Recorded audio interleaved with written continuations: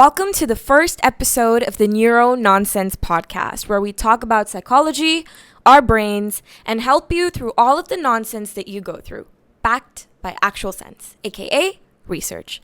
This is Akshita, and that is Jahana.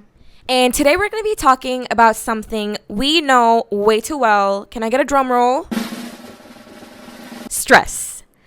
This is Stress 101 Hacks. The thing that turns I got this too screaming into your pillows. But get this, doctor says that stress isn't always negative. Some of it actually can help you get focused and get things done.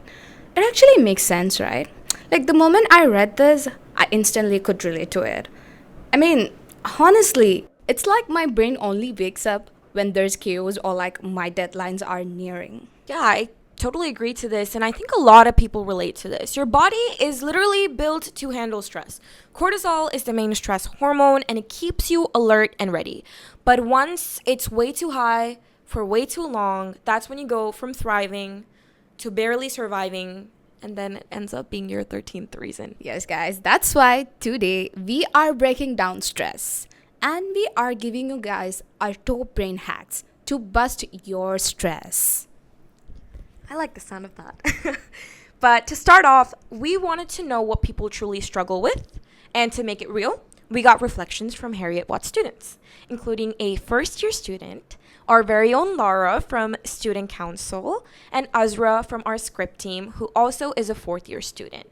And these are their personal stressors and their takes on stress. When I think of some of my biggest stressors, I think just this dawning feeling of just me being behind on a lot of things, if that makes sense. Well, I guess it doesn't if I don't go into detail, but it's not particularly always limited to just academic things. I definitely feel like I'm just behind on academic things, even if I actually am not, if I sit down and logically think about it. But even in other things where it might just be something in terms of friends, where I just feel like I'm behind, like I'm not in the same wavelength as everyone else. But I think that would be the one thing I would say is closest to being a stressor. Because while it does get me thrown off or off put or, you know, take my mind away or have me overthink just for a little bit, it doesn't stress me out to the point where I think everything's going to crumble apart. I'm sure some people definitely have it worse in terms of stressors, and I can't compare to that. But I think this is the one thing I could just imagine being closest to a stressor. Now, I don't know if I went into enough detail about that to explain it much, but I hope that it has been conveyed. Thank you so much for having me. Hi, I'm Laura Al-Rashidi. I'm a fourth year psychology student and also the vice president of the events for this year. But the main stressors are, I'm going to be honest, juggling between council work as the vice president, being a fourth year student with my assignments, like my 3 subjects assignments, and also dissertation and working on all 3 of them at the same time. An issue that usually comes up with me is the fact that I can only focus on 2 things at one time. Like, let's say, for example, I focus on council work throughout the week, and then in the weekend, I lock in kind of with my assignments, right? Or throughout the week, I'm working on my council work, and then on the weekend, I work on my dissertation, and I kind of forget about my assignments. But throughout consolidation week, up until the Wednesday Student Life Carnival, I was able to focus on both my assignments and my dissertation, making sure I had some work in and everything. I also met up with my supervisor, my dissertation supervisor, so I could talk to her about how I'm really busy this year and if we could set deadlines so that I could make sure I'm not running behind on my dissertation at the very least. But my day-to-day life challenges is kind of making sure it's not really a daily challenge, but it is like a daily worry. Like I think about this really, really often. Not that I'm falling behind, but I'm scared of falling behind. whether it's in assignments or my dissertation, or council work, because if I don't delegate or do the work, nothing's going to get done. So I need to make sure I stay on top of all three of those things and kind of give priority to whatever's coming up next. If there are no big events coming up, I am totally locked in on this assignment, making sure I submit it in time, with time to review it before I submit it, of course. But if there's an event and an assignment at the same time, I do tend to either delegate the work to someone else, or I work on the council work, and then when I do get home after I'm like done with uni, I do focus on my assignments. I do tend to stay up a lot. Like I'd sleep at like 2, 3 a.m. just to make sure I have everything done. And I don't leave any work left for the next day because, as usual, things keep coming up with council. It's a very like, a problem just came up, you need to deal with it like right now. It's really hectic. But how I deal with it, it is not healthy at all. And since the beginning of the year, that has kind of been what I've been doing. But how I deal with it is I kind of just completely immerse myself in whatever I'm doing, or the things I need to do. So whether it's council work, assignments, or the dissertation, I'm completely in it. I don't have to-do lists. It's all in my head. I have a to-do list in my head. I don't write it out because writing it out makes it feel really daunting. Like, oh my God, I have so much to do. I don't know where to start. And that is actually another issue of me not knowing where to start. Usually I will have multiple tasks in front of me, and because me starting it is kind of the hardest task for me, I would start a little bit of each thing I need to do and then continue it later, because at least I got in my head, at least I got the hardest part over, which is starting it, making a start on it. Which I am struggling with my dissertation. I submitted my ethical approval and everything. However, I have not started writing it yet, like the literature review and everything. And I am a little bit terrified of actually starting it because it makes it real. Like, I am actually writing my dissertation, and this is actually my final year and all of that. But yeah, how I am dealing with it is just ignoring everything, ignoring the overwhelming feeling, and just doing the work that is expected of me. Recently, I have been able to kind of ask others for help. I was not able to do that in the beginning, mainly because I felt bad for asking people for help. But I am able to like ask other council members to help out, my executive, or just some friends from outside of my course, yes, but they would help me out with like, I don't know how to get started on assignment, things that don't affect my actual assignment. It's more like, how did you do it when you were in 4th year, for example? And yeah, a little bit of advice: if you are overwhelmed, do not do what I do and just focus on everything, because there will be a time where you just break down. One tiny thing will happen and you just blow up because of all like the pent up, like, oh my God, I have so much to do. But yeah, there is also the issue of hanging out with my friends, having a social life. I don't get to do that a lot during uni timings because of council work. So I do tend to go out with them after uni.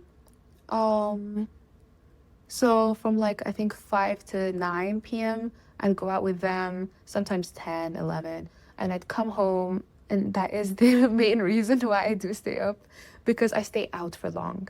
So because I stay out for long, I stay up for long, and just to make sure I get everything done and nothing's handed in late, none of the events go badly, and everything goes according to plan. But yeah, thank you. Hi everyone, my name is Azra and I'm a 4th year student studying psychology with management. One of the biggest challenges I face during the day is staying focused throughout my classes and managing all the work that needs to be done. Sometimes it feels like things slowly pile up without me even realizing, and then suddenly it all hits at once.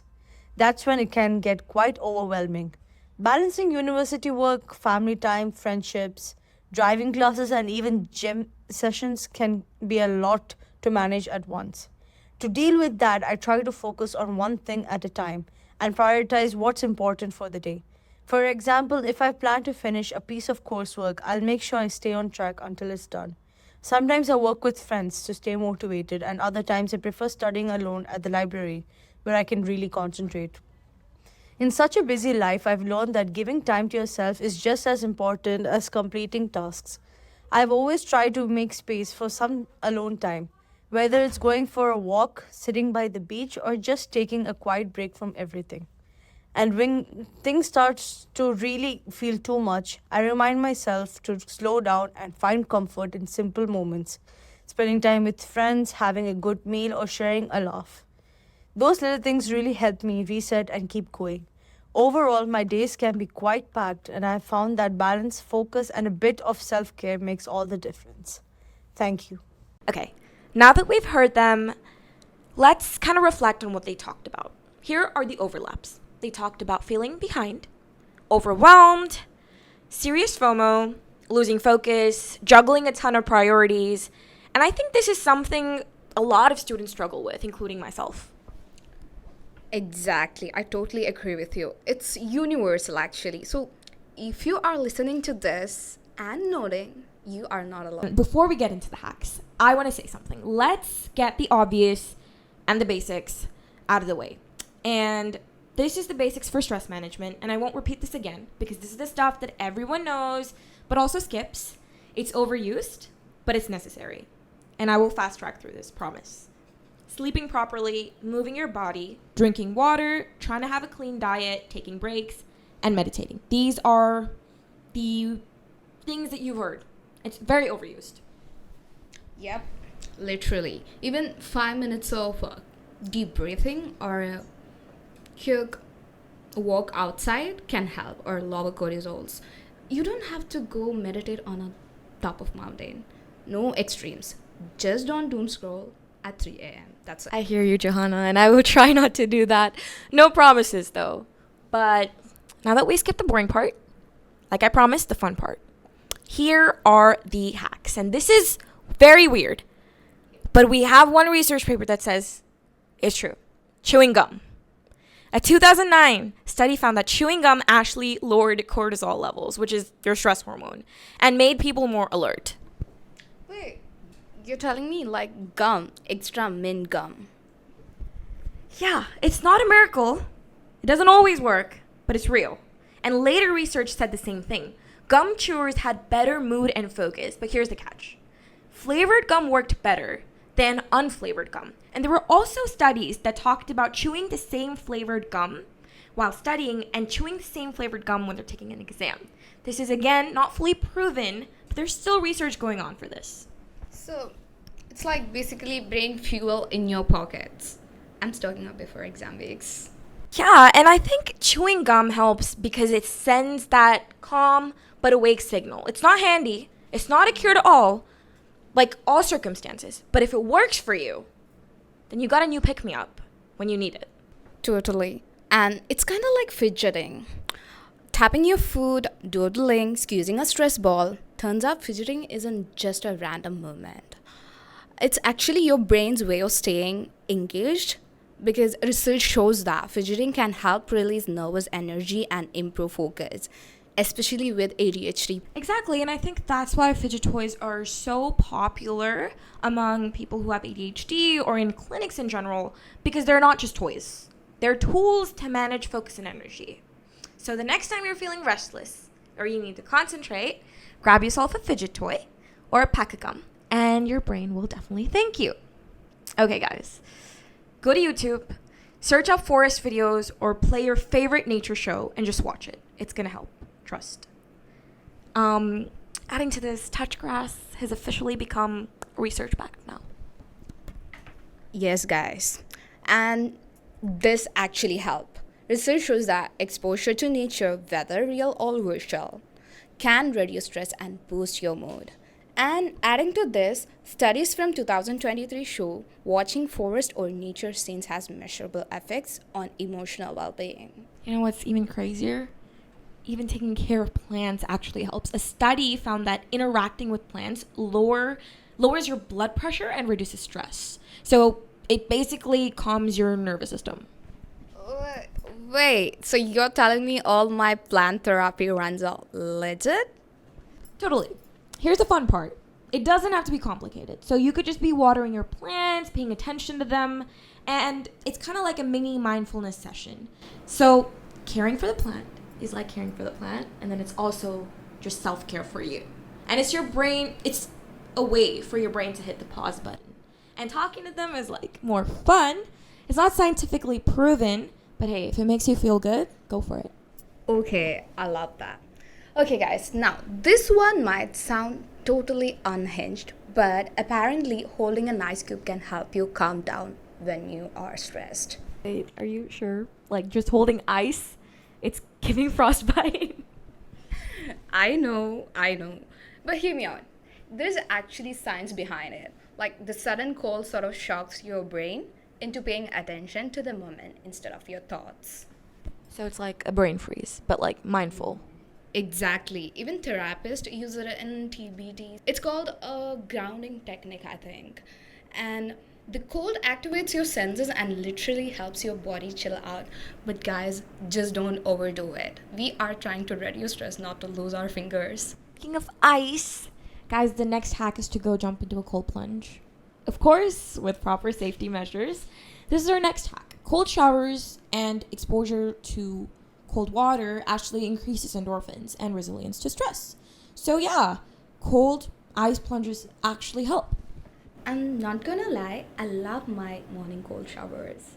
Heat and me, no way. Yeah, you're not catching me near the cold. Although this is my hack, I'm gonna stick with my hot showers. Thank you very much. Yes, we are definitely opposites in that case. Okay, guys, now you all gonna love this. Researchers found that playing a video game for 5 minutes lowered stress even more than a mindfulness practice. In this study, people who played a cute game called Sushi Cat for 5 minutes felt happier and less stressed. And it's not just Sushi Cat. Studies show that casual games can lower both psychological and physiological stress in students. So it's like a mini vacation for your mind. So, gaming is actually good for us. It helps you get into that flow state. That state when you are so focused, you lose track of time. That mental reset can make you feel more relaxed and less anxious. So gaming isn't procrastination. Technically, it's self-care. We're reclaiming that. But for all of your obsessive gamers out there, you need to chill out, fam, because too much of anything is bad. Okay, this is going to sound funny, so laugh. That's my next hack. Laugh. Make yourself laugh. Studies show that people who use humor to cope with stress have lower cortisol levels and feel more resilient. So no wonder why I start nervous laughing when I am stressed.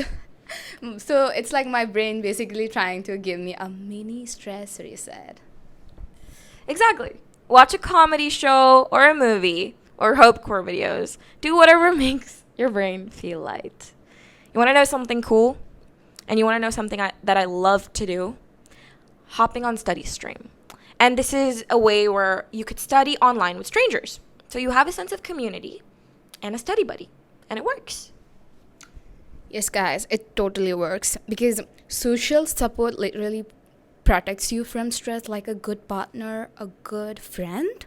This is actually proven. CDC data shows that strong social bonds can cut stress-related illness by half. And I was shocked. More crazier, like even short face-to-face convos can trigger hormones that calm your fight or flight system. So yeah, call your friends, run, or set up a picnic where you can also catch sunlight or go on study stream. Yeah, guys, stress isn't your enemy. It's just your brain's way of saying, hey, notice me. And once you understand it, you can handle it. Thanks for tuning into Neurononsense from the Psych Society podcast team. Follow us on Neurononsense HWD for more fun updates and behind the scenes chaos. And for all you research nerds like me, we've linked all of the research papers used in this podcast in the description. So feel free to explore. Before we sign off, a huge thanks to all of you listening out there and to our precious guest. You are what make this podcast so much fun. If you happen to try out any of today's hacks, let us know and share all of your guys' trials and opinions on our social media page for a feature. DM us, please. And guys, now take care of your brain, chill out a bit, and keep being awesome. And if no one told you this today, you are enough, and we're so, so very proud of you. That's all. That's all from the Neuro Nonsense podcast. Hope we sorted some of your nonsense. See you next time. Bye-bye.